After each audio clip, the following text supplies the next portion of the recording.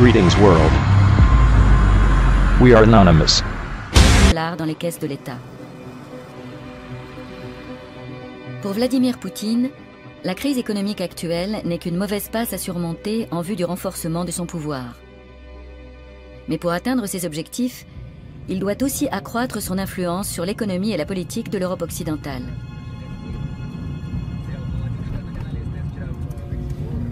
Les investissements russes dans l'Union européenne auraient-ils une visée politique?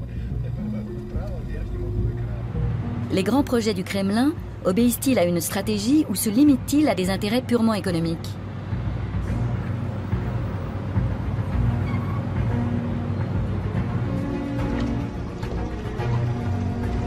Notre enquête va nous mener dans les principaux milieux économiques européens où sont investis les milliards russes. À Moscou et à Londres, nous rencontrerons partisans et opposants aux échanges Est-Ouest qui se déroulent dans un climat toujours plus conflictuel.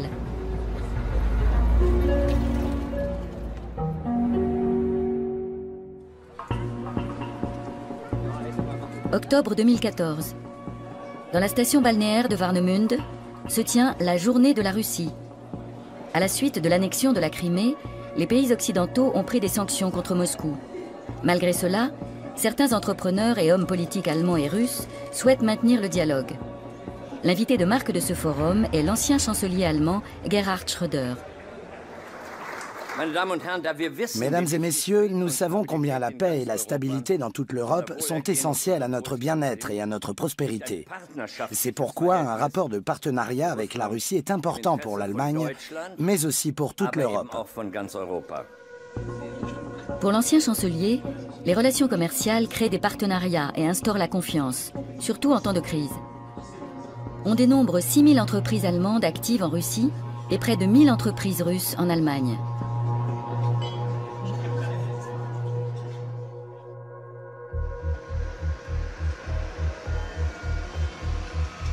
À Londres, à la rédaction du Guardian, nous rencontrons Luke Harding, correspondant à l'étranger pour le célèbre quotidien britannique. Le journaliste, âgé de 47 ans, a travaillé à Moscou pendant 4 ans.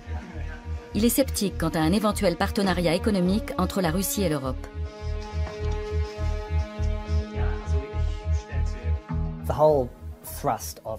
L'objectif principal du Kremlin, de la politique géoéconomique russe, est de diviser l'Europe. Dans cet esprit, la Russie conclut des accords de fourniture d'énergie avec l'Italie, elle construit le gazoduc Nord Stream avec l'Allemagne, elle fait miroiter aux Britanniques d'importantes privatisations à la City de Londres. En quelque sorte, la Russie divise tout le monde de manière à ce que chaque pays rechigne à lui infliger des sanctions collectives. C'est une stratégie très habile. Les transactions avec la Russie nécessitent une préparation toute particulière. Comme Luke Harding l'a démontré, dans le cas d'investissements en Occident, c'est souvent le Kremlin qui tire les ficelles. Quand vous faites des affaires, il vous faut ce que les Russes appellent krisha, c'est-à-dire un toit. Cela signifie que vous devez connaître quelqu'un dans les milieux proches du gouvernement ou dans les services secrets pour vous protéger. Si votre krisha n'est pas assez fort, on vous volera tout. On peut analyser cela d'un point de vue sociologique ou alors utiliser une expression qui résume bien la situation, la Kremlin SA. Le Kremlin serait donc une sorte de holding qui mêlerait politique, économie, services secrets et certaines branches du crime organisé, et qui serait chargé de contrôler et de diriger d'importants secteurs économiques. Cette notion de Kremlin SA n'est-elle que le produit de l'imagination d'un journaliste occidental?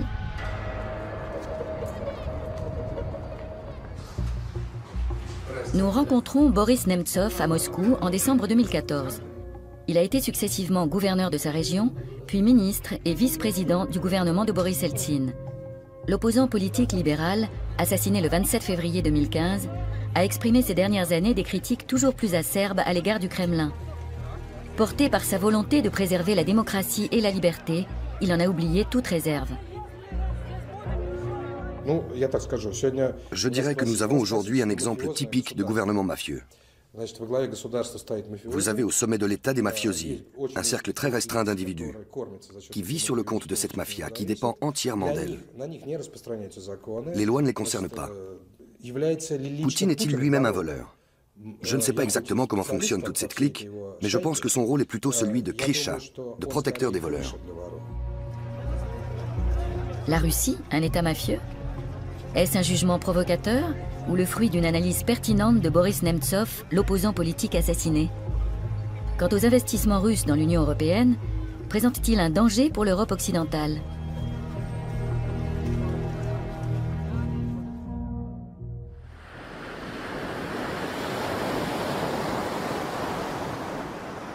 Nous sommes dans le nord de l'Allemagne, en Mecklembourg-Poméranie occidentale. La Russie est l'un des principaux partenaires économiques de la région. Les chantiers navals constituent le cœur industriel de ce land. Après la réunification de l'Allemagne, des millions ont été investis dans leur modernisation en faisant appel aux deniers publics. Aujourd'hui, ils disposent de brevets stratégiques et peuvent se prévaloir d'une riche expérience et d'un précieux savoir-faire. En 2008, un investisseur russe nommé Andrei Bourlakov a acheté 2 chantiers navals à Wismar et à Warnemünde. Dans le monde entier, la construction navale connaît les mêmes problèmes de financement, de surcapacité et de suppression d'emplois. Pourtant, l'investisseur russe fait des promesses et distille de nouveaux espoirs. Un tel optimisme peut-il être justifié? À Moscou, nous avons rendez-vous avec Alexander Levinsky. Le journaliste travaille pour Forbes, le célèbre magazine économique américain. C'est lui qui a enquêté sur le marché des chantiers navals et sur sa signification stratégique pour l'État russe.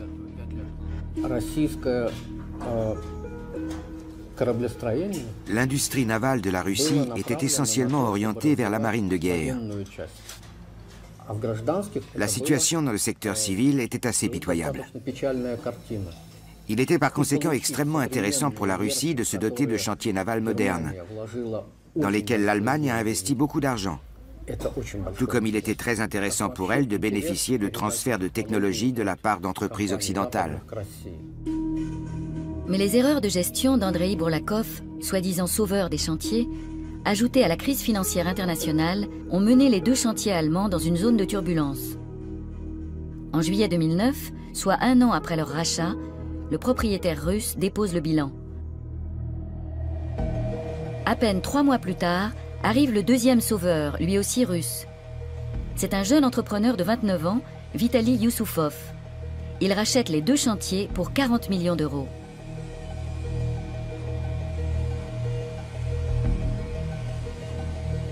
L'engagement massif des Russes dans une industrie aussi durement touchée par la crise soulève des questions.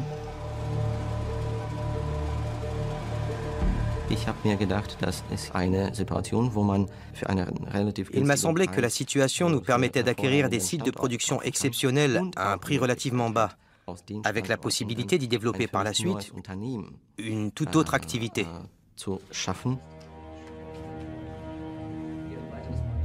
Avant de devenir le propriétaire de ces chantiers navals, Vitaly Yusupov a travaillé pour une filiale du géant énergétique russe, Gazprom. Aujourd'hui, le constructeur novice envisage avant tout de fabriquer des navires brise-glace destinés à l'industrie énergétique russe. L'Arctique recèle d'importantes ressources gazières. Le gaz naturel liquéfié est transporté par des navires spéciaux. Or, les chantiers navals russes n'ont pas les compétences pour les construire. Lors de la journée de la Russie à Warnemünde, Vitaly Yusupov est présenté comme un investisseur modèle. Cette fois, le succès semble au rendez-vous. Mais Vitaly Yusupov est-il réellement le jeune entrepreneur habile qui s'est lancé seul dans cette entreprise risquée? Il suffit d'un regard sur son passé pour entrevoir des antécédents troubles et des liens inattendus.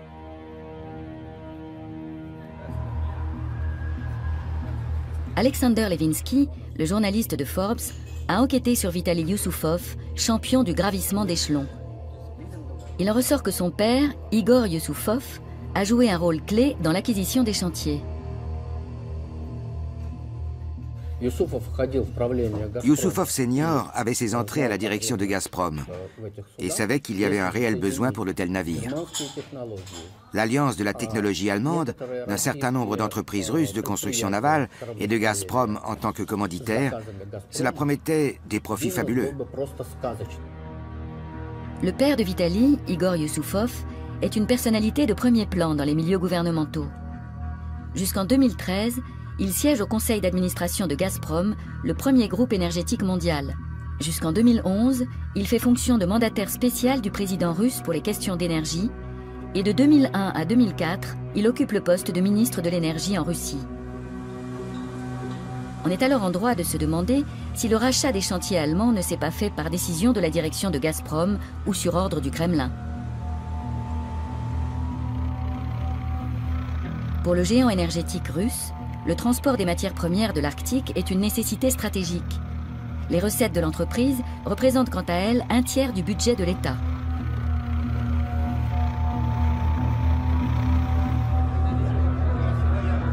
Lors de la journée de la Russie, Vitaly Yusupov s'est présenté comme unique investisseur. Mais qui a bien pu offrir des millions à un entrepreneur de 29 ans pour une affaire aussi risquée? Est-ce son père, Igor, qui fait office de mécène et tire les ficelles en coulisses? Est-ce le Kremlin qui favorise les Yusupov parce que le savoir-faire allemand en matière de construction navale est inestimable? Vitaly Yusupov réfute tout lien avec les milieux gouvernementaux. Ce genre de collusion est généralement largement surestimé. Dans mon cas personnel, comme dans celui de mon père, il n'y a pas eu de jeu d'influence.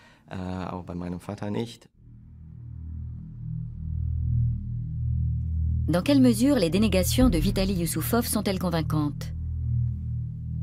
Nouveau retour en arrière. En 2008, Andrei Bourlakov, le premier investisseur des chantiers de la Baltique, donne une réception à Moscou.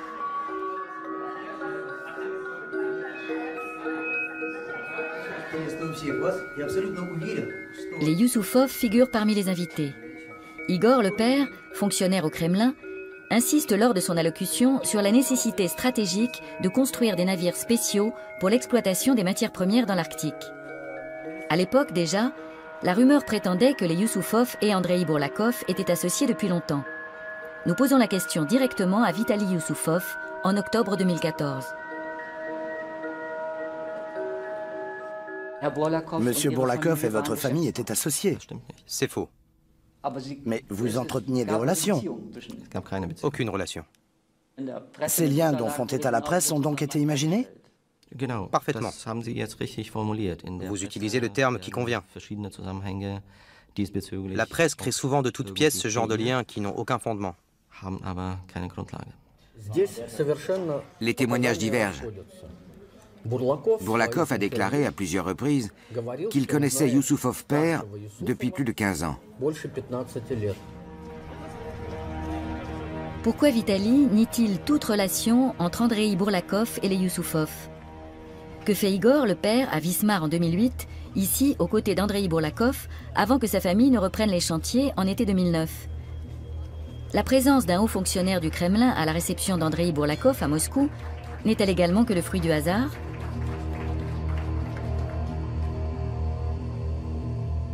Notre enquête nous permet de mettre la main sur une photo qui montre Vitaly Yusupov aux côtés d'Andrei Bourlakov lors d'un rendez-vous d'affaires.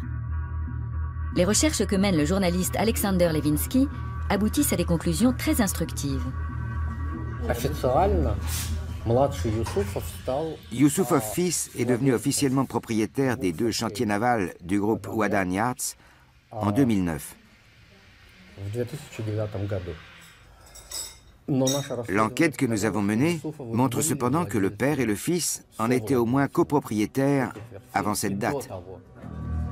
Les Yusupov étaient-ils déjà secrètement propriétaires des chantiers dès 2008?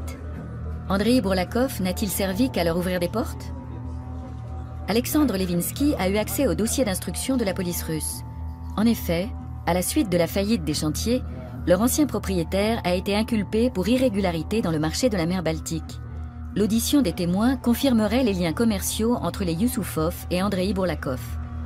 Malheureusement, Andrei Bourlakov ayant été assassiné en 2011, son procès n'a jamais pu avoir lieu.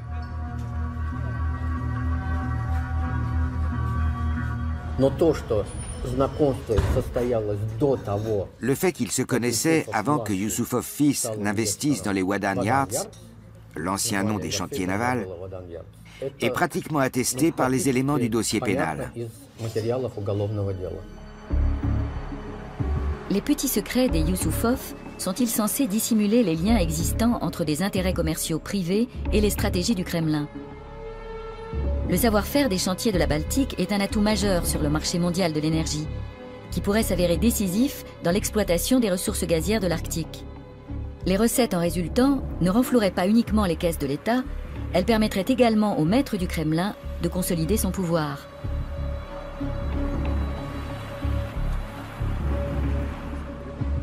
Beaucoup d'indices tentent à prouver que les négociations en Mecklembourg-Poméranie occidentale ne se sont pas faites carte sur table et qu'elles ont manqué de transparence.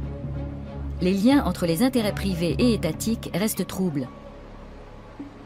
Évidemment, pour les ouvriers de la Baltique, l'enjeu est tout autre. Ils souhaitent conserver leur emploi et que les grues continuent de tourner.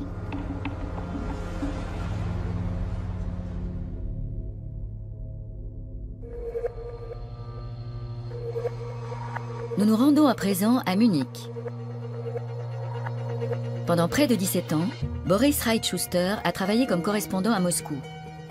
Selon sa théorie, le Kremlin opère une sorte de conquête de l'Ouest à coups de millions. Cela concerne d'après lui un groupe restreint de personnalités haut placées. C'est une question de proximité vis-à-vis du président, de fidélité et de loyauté. Comme dit un dicton sud-américain, pour mes ennemis, la loi, pour mes amis, tout le reste. Vladimir Poutine partage avec certains grands patrons et hauts gradés de l'armée et des services secrets l'ambition de voir la Russie rejoindre le cercle des grandes puissances politiques. Dans cette optique, il n'hésite pas à honorer des requêtes privées.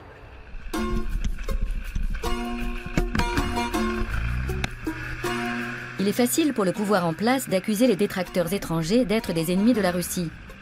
Mais les activistes russes ne manquent pas d'imagination pour trouver des renseignements. Ils prennent même de la hauteur, au sens propre, pour vérifier dans quelles conditions vit l'entourage de la Kremlin SA.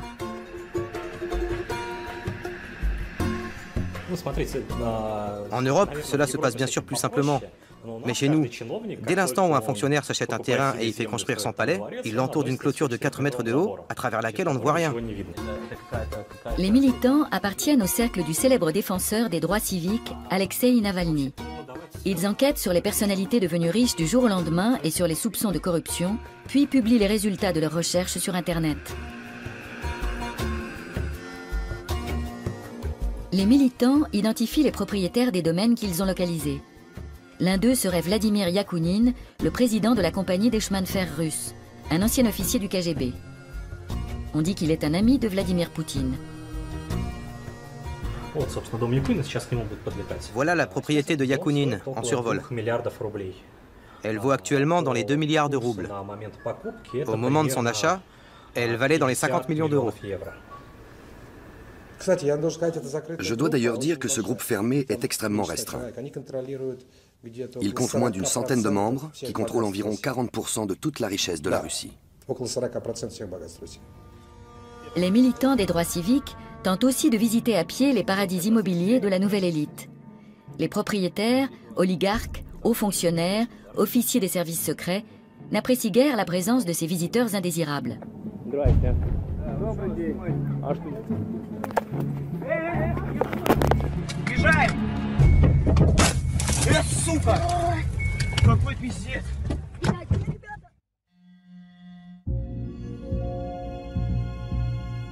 Sous le règne de Vladimir Poutine, les services de sécurité sont devenus l'épine dorsale du pouvoir.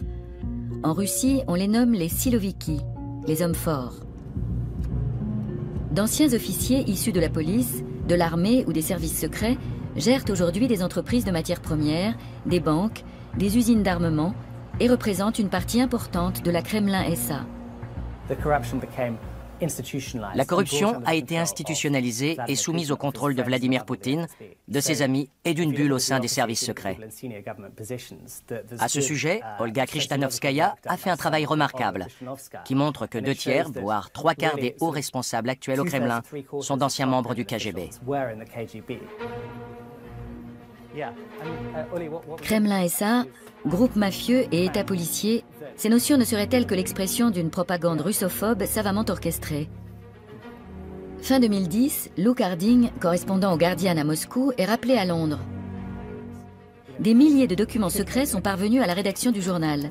C'est le fameux Wikileaks, dont une partie des feuillets décrivent la structure de la Kremlin SA. Pour moi, c'était la plus belle des confirmations. Tout le monde savait que la Russie était corrompue, mais encore fallait-il le prouver. Je travaillais sur ce sujet depuis très longtemps déjà, Et en fait, il se trouvait que les gouvernements américains et britanniques étaient eux aussi arrivés à la même conclusion. Voici le genre de document clé, câble diplomatique de l'ambassade américaine. La Russie est un État mafieux.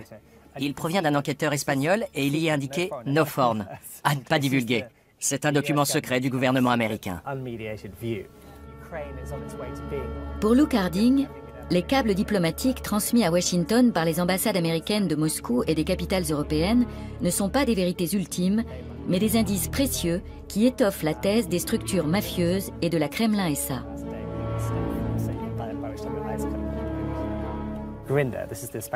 José Grinda, le procureur espagnol, a déclaré qu'il considérait la Biélorussie, la Tchétchénie et la Russie comme des États mafieux. Il affirme que dans ces pays, il est impossible de différencier les activités du gouvernement de celles du crime organisé, parce qu'elles sont parfaitement identiques. Dans les dossiers de Wikileaks, Luke Harding trouve 3000 documents secrets relatifs à la Russie.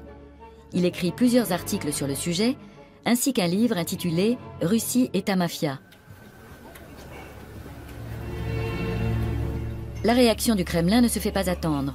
Lors de son retour à Moscou, il se voit refuser l'entrée dans le pays.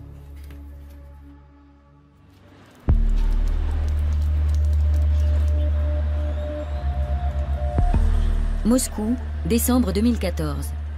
Cette atmosphère de crainte et de méfiance ne règne pas qu'au sein des médias étrangers. Le journaliste moscovite Mikhail Zygar connaît parfaitement les limites de la liberté de la presse en Russie. Il est rédacteur en chef de la chaîne de télévision indépendante Dojd, plateforme critique appréciée surtout des jeunes.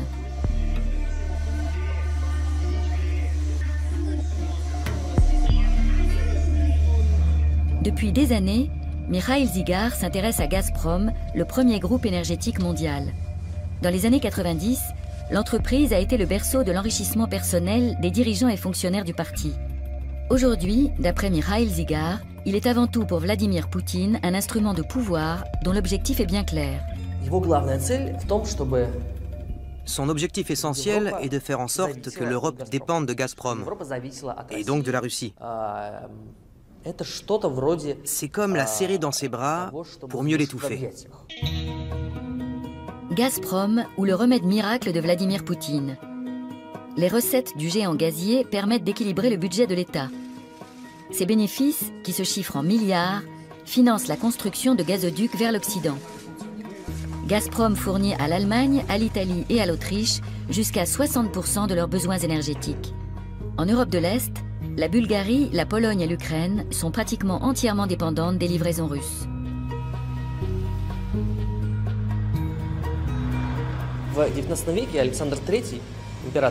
Au XIXe siècle, le tsar Alexandre III disait que la Russie n'avait que deux alliés, son armée et sa flotte.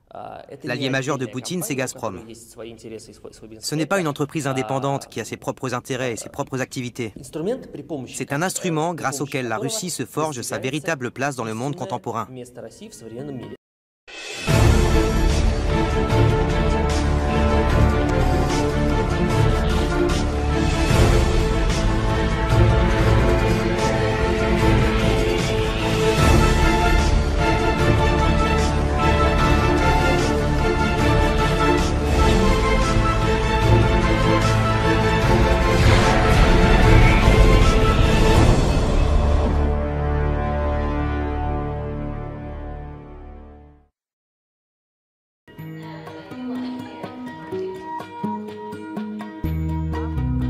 Elmar Brok a été président de la Commission des Affaires étrangères au Parlement européen. Depuis des années, ce spécialiste de l'Europe de l'Est dénonce les liens étroits qui unissent responsables politiques et économiques en Russie. Les Russes veulent jouer d'influence. Ils cherchent à limiter les possibilités d'action de l'Europe. C'est pour ça qu'ils investissent systématiquement dans les domaines liés à la sécurité et qu'ils prennent des parts dans des entreprises bien spécifiques. Ils procèdent ainsi à grande échelle dans les pays baltes, en Serbie, dans les Balkans, mais aussi dans des pays membres de l'Union européenne. Ils n'agissent pas uniquement dans un intérêt économique. Ils ont une stratégie politique claire. C'est un fait que nous avons trop longtemps occulté.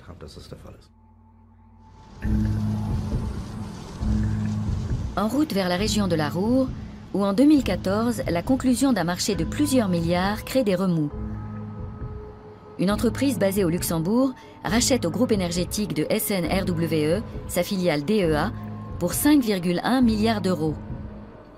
La dette de RWE, qui s'élève à plus de 30 milliards d'euros, pousse le groupe à céder des réservoirs de gaz en Allemagne et 160 licences d'exploitation pétrolière et gazière.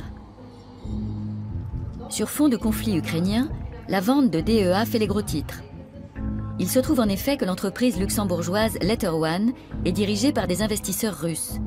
Les opposants à cette vente prétendent qu'elle va à l'encontre de la position du gouvernement allemand qui prône la réduction de la dépendance énergétique face à la Russie. En effet, les licences pétrolières et gazières de DEA lui permettent d'extraire dans la mer du Nord, au Proche-Orient et en Afrique du Nord. Letter One fait une offre de rachat bien supérieure à tous ses concurrents.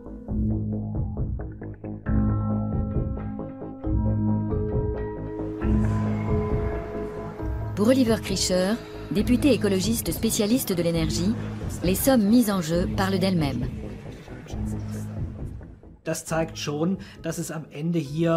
Cela montre que l'affaire conclue ici n'a vraisemblablement pas été uniquement motivée par des intérêts commerciaux, mais qu'à travers DEA, une des plus grandes compagnies gazières et pétrolières en Europe, on cherchait à obtenir un accès stratégique au marché et aux infrastructures énergétiques européennes.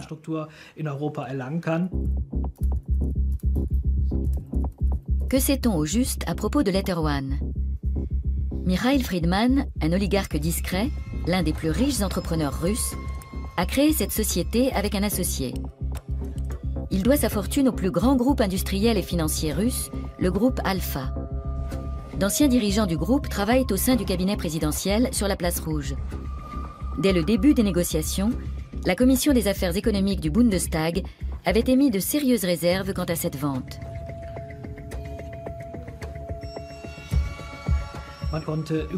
Il était quasi impossible de savoir à qui DEA allait appartenir et qui se cachait derrière tout cela. M. Friedman avait fait état d'une structure de propriété particulièrement complexe. On parlait d'un montage financier à 10 niveaux.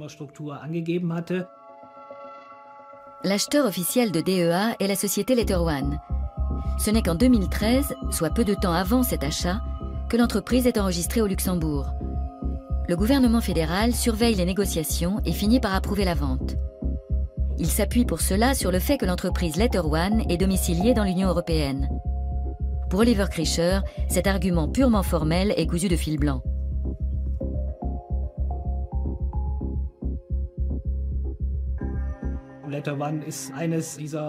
Letter One est une holding domiciliée au Luxembourg.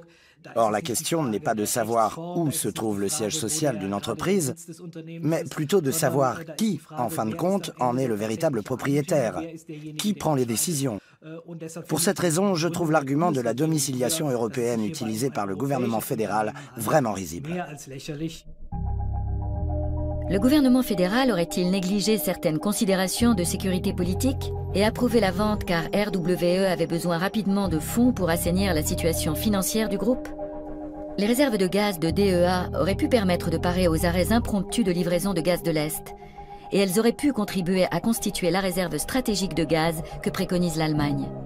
Le gouvernement fédéral aurait dû se préoccuper davantage de savoir qui sont les véritables décideurs et qui sont les véritables propriétaires de l'entreprise. En fin de compte, on se demande si dans le cas de DEA, la politique menée ne va pas à l'encontre des intérêts de l'Allemagne et de l'Union européenne. Quand je pense que pour des raisons de sécurité politique, le président Obama a empêché il y a 1 an et demi la vente de parcs éoliens à la Chine. Or, ce ne sont que des broutilles comparées à ce qui s'est passé en Europe. Cela montre bien que cette affaire aurait dû être prise bien plus au sérieux. Le milliardaire moscovite n'utilise-t-il les faiblesses économiques du fournisseur d'énergie allemand que pour acquérir une entreprise intéressante à bas prix? Ou cette affaire masque-t-elle une volonté du Kremlin d'accroître son influence économique dans un pays phare de l'Union européenne? Dans le cas de Mikhail Friedman et des oligarques, il peut s'agir d'obéissance servile. Ils connaissent parfaitement les intentions de Vladimir Poutine. Quand ils mènent une telle transaction, ils obtiennent des points de bonus auprès du tsar ou de l'empereur, comme ils le nomment. La question est de savoir s'ils ont vraiment besoin d'instructions. Mais en cas de doute, le Kremlin n'est jamais bien loin. Dans toutes les grandes entreprises, siègent des membres des services secrets pour qui il suffit de passer un coup de fil ou de donner un conseil discret qui ne laisse aucune trace écrite. C'est aussi ce qui rend si difficile la quête d'éléments à produire en justice. Le rachat de DEA par Mikhail Friedman pourrait encore réduire l'indépendance énergétique de l'Occident si les tensions avec Moscou s'accroissaient. Pour le moment, il n'y a aucune garantie que les entrepreneurs privés n'agissent pas sur ordre du Kremlin.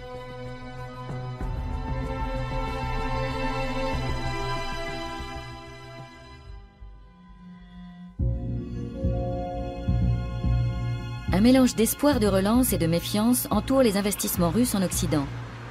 Au cours du deuxième mandat de Vladimir Poutine, Moscou s'efforce de dépasser l'image bien ancrée d'ours imprévisible que renvoie la Russie.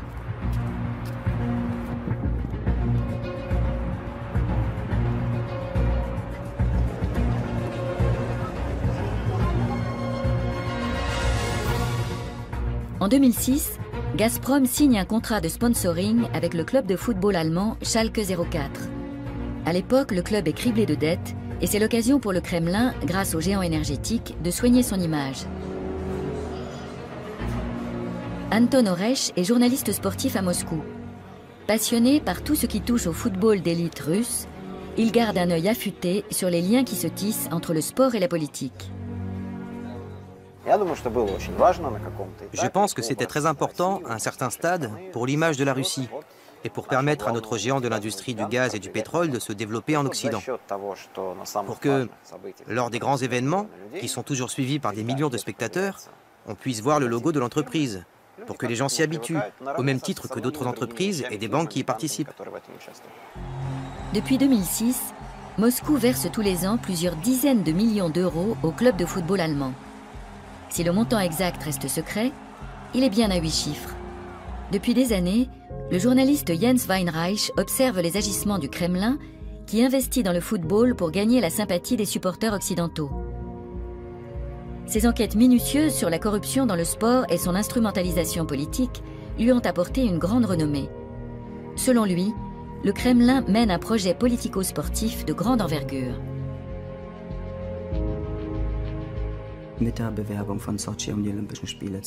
C'est en 2005, avec la candidature de Sotchi pour les Jeux Olympiques, que la Russie a commencé à instrumentaliser le sport, à s'en servir comme trait d'union entre la politique et le monde des affaires, avec toujours la même idée de promouvoir l'élite mondiale russe dans tous les domaines possibles et donc aussi en sport. C'est cette même ambition qui a motivé la candidature de la Russie à l'organisation de la Coupe du monde de football. Les millions de Gazprom permettent aussi à la Russie de sponsoriser la Ligue des champions de l'UEFA. Et cerise sur le gâteau, la Coupe du monde de football 2018 aura lieu en Russie. Des proches du chef du Kremlin sont désignés à la tête des principales associations de football.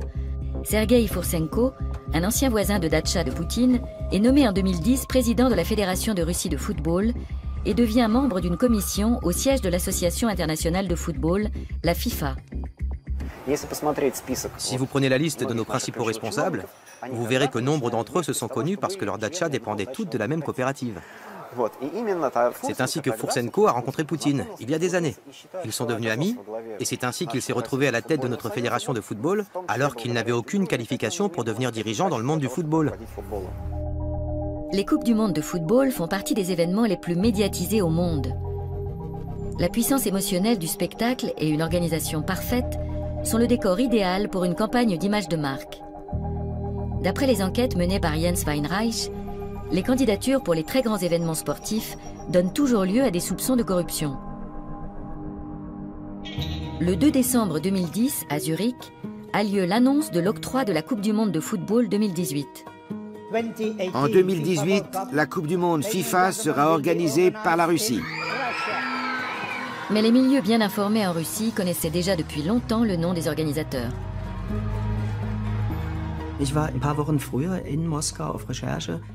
J'étais allé enquêter à Moscou quelques semaines plus tôt, et mes amis dans les médias russes, mes contacts et les personnes que j'avais prévu d'interviewer ont tous affirmé que les Russes fêtaient déjà leur victoire pour 2018.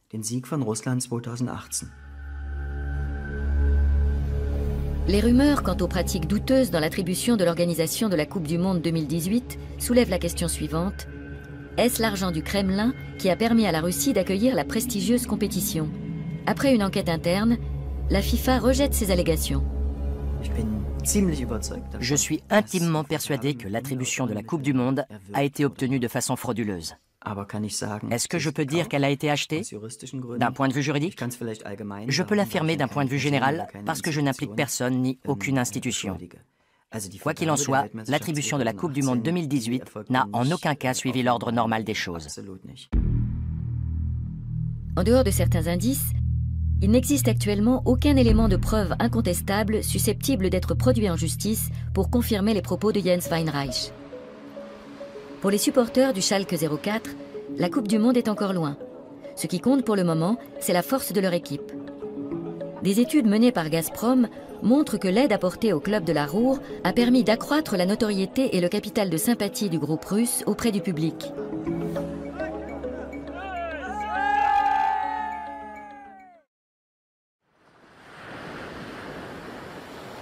Lors de la journée de la Russie à Warnemünde, l'ancien chancelier Gerhard Schröder appelle à prendre des mesures en faveur de l'état de droit et de la démocratie en Russie, tout en soulignant qu'il convient de garder à l'esprit les progrès des relations bilatérales depuis la fin de la guerre froide.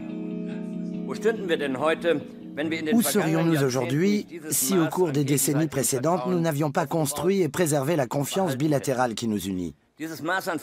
C'est bien cette confiance qui a permis à l'Allemagne de se réunifier et à l'armée russe de se retirer des États de l'ancien bloc de l'Est. Retour en arrière.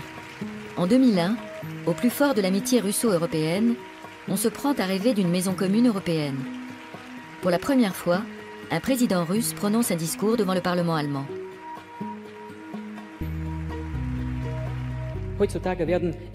Souvent, des décisions sont prises sans que nous ayons été consultés. Après coup, on nous demande de les entériner. On reparle de la loyauté de l'OTAN. On entend même dire que sans la Russie, ces décisions ne pourraient être mises en œuvre.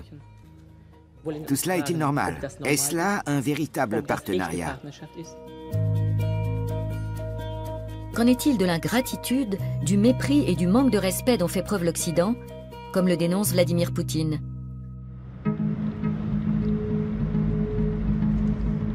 Nous nous rendons en Bavière pour rencontrer un expert de la politique russe. À la fin des années 90, Alfred Koch a été vice-premier ministre de Russie, chargé de la privatisation de l'économie. Pendant de nombreuses années, cet homme politique libéral a formulé de vives critiques à l'encontre du régime du Kremlin. Alfred Koch vit en Allemagne depuis 2013. Souvenez-vous, en décembre 2011, on a commencé à assister à de grands rassemblements. Et en mai 2012, l'un de ces rassemblements a été violemment réprimé. Depuis, on emprisonne les militants qui y ont participé. Dès lors, j'ai compris qu'il n'y aurait aucune démocratisation ni aucun rapprochement avec les libéraux sous Poutine. Il n'a pas choisi délibérément de s'installer au bord du Chiemsee. Une procédure douanière à son encontre est en cours en Russie. Selon Alfred Koch, il ne s'agit que d'une manœuvre du Kremlin visant à l'intimider. Même s'il critique violemment la politique russe, Alfred Koch considère que l'Occident tient une part de responsabilité importante dans les tensions en Europe. Après la défaite de la Russie à l'issue de la guerre froide, l'Occident s'est comporté avec elle comme avec l'Allemagne au lendemain de la Première Guerre mondiale. Il a refusé de l'intégrer, alors même qu'il existait en Russie un puissant mouvement favorable à l'intégration, y compris lors du premier mandat de Poutine. L'Occident ne l'a accueilli ni au sein de la communauté européenne, ni au sein de l'OTAN, dans aucune structure. La Chine est devenue membre de l'OMC avant la Russie. Pour Alfred Koch, le contexte justifie la stratégie de Vladimir Poutine qui consiste à se détourner politiquement de l'Occident et à se servir de la puissance économique russe comme d'un outil politique. Rappelez-vous, il a multiplié les signes d'amitié. Il a été le premier à téléphoner à Bush pour lui faire part de ses condoléances lors des attentats du 11 septembre. Il l'a aidé à fournir des informations et du ravitaillement au contingent américain en Afghanistan, etc. Il s'est vraiment plié en quatre. Il pensait qu'en retour, on l'accueillerait au sein de l'OTAN, ou au moins qu'il participerait à l'élaboration d'un système commun de défense aérienne. On lui a opposé une fin de non-recevoir. Quand il a compris qu'il n'y aurait pas d'intégration, il a commencé à mener la politique qui est aujourd'hui la sienne.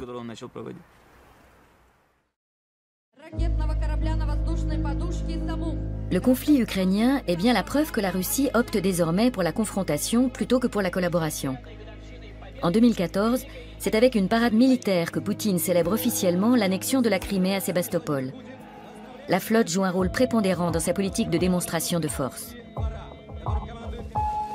En 2011, la Russie conclut un contrat spectaculaire avec la France qui doit lui fournir son bâtiment de guerre le plus moderne, le Mistral. Son prix, 1,2 milliard d'euros. Ce navire est capable d'assurer le transport rapide et facile d'hélicoptères, de blindés et de troupes.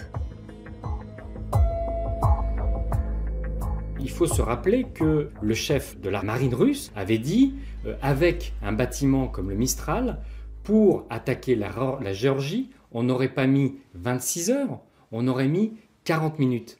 Et il faut que les Français prennent conscience que ce n'est pas simplement un équipement mineur avec une armée qui a beaucoup de moyens, c'est un outil majeur de déstabilisation de pays aux frontières de l'Europe. Le marché de l'armement est à l'origine de bien des conflits en Europe occidentale. Il divise aussi les esprits en France. Toutefois, ce contrat assure des centaines d'emplois dans les chantiers de Saint-Nazaire. Lorsqu'en 2014, l'Union européenne décide de sanctions contre la Russie, la vente des navires de guerre ne figure pas dans l'embargo de vente d'armes qui vient d'être instauré. L'Europe est très divisée par rapport à la Russie. La France a réussi, dans les sanctions européennes, à faire qu'il y ait un embargo sur les ventes d'armes, mais sur des nouveaux contrats, pas sur des contrats qui étaient déjà engagés. Ce qui est assez ridicule, parce qu'on sait que des contrats d'armement, ça prend toujours beaucoup de temps.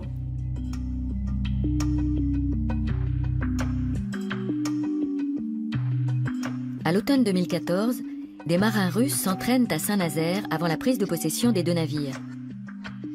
Le contrat serait-il rempli avec la livraison du Vladivostok et du Sébastopol? Et si le contrat donne satisfaction, il y aurait potentiellement 2 navires supplémentaires. Encore une fois, ce sont des navires qui sont co-construits par les Russes et par les Français, avec beaucoup de transferts de technologies françaises, mais dont on ne sait pas au fond les détails, puisque évidemment ce contrat n'est pas public. Fin 2014, Vladimir Poutine met en place une nouvelle doctrine militaire. La Russie veut se positionner en tant que puissance mondiale de premier plan, et cela passe avant tout par la modernisation de sa flotte. L'achat des navires Mistral et d'un savoir-faire technologique militaire pourrait permettre la formation d'une troupe d'intervention rapide en mer.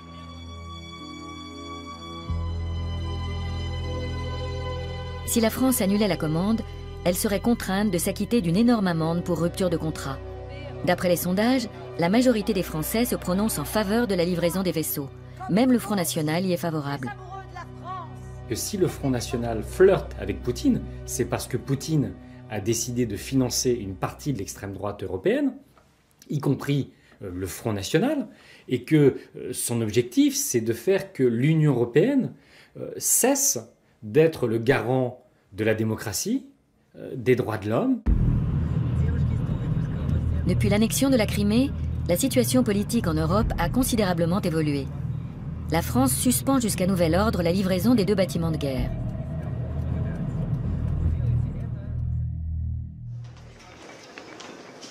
Warnemünde. L'ancien chancelier Gerhard Schröder martèle une formule politique qui a fait ses preuves en temps de crise. Wandel durch Handel, le changement par les échanges. Tel est le nom donné à la stratégie de détente adoptée durant la guerre froide. Il n'y a pas d'automatisme. Chaque menace ou acte pouvant mener à une escalade de la violence peut et doit être empêché par la négociation politique. La formule a déjà fait ses preuves. En 1973, l'Allemagne de l'Ouest échange des gazoducs et des crédits qui se chiffrent en millions contre du gaz naturel sibérien. À l'époque, c'est une percée politique dans une période glaciale. Et aujourd'hui, ce modèle pourrait-il fonctionner au vu de la crise actuelle? Nous posons la question à Sergueï Mikheyev, un politologue moscovite proche du Kremlin. Je pense qu'il est essentiel que nous ayons des relations économiques normales. Cela atténuerait immédiatement les tensions politiques, y compris au sein même de la société russe. Car en réalité, malgré toutes les difficultés auxquelles sont confrontés les Russes, personne ne veut la guerre. Il faut être honnête, le concept du Wandel durch Handel n'a absolument pas fonctionné. Il n'y a eu aucun changement en Russie, ou alors dans le mauvais sens. Ce dont nous avons besoin maintenant, c'est de sanctions pas contre le peuple russe, mais contre l'élite du Kremlin. La Russie a-t-elle adopté une double stratégie? Bras de fer militaire devant sa porte à l'est et prise d'influence économique à l'ouest? Les milliards de Moscou représentent-ils une menace pour l'Union européenne?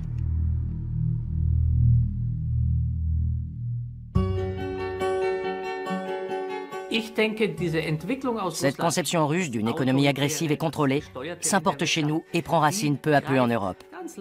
Tandis que nous continuons de croire que l'économie de marché et la démocratie sont un don de Dieu. Gardez vraiment à l'esprit ceci. Défendez vos valeurs. N'acceptez pas de compromis sur les droits de l'homme, sur la question de l'état de droit, sur le respect des obligations internationales, sur la paix et la sécurité. Il ne doit pas y avoir de compromis dans ces domaines.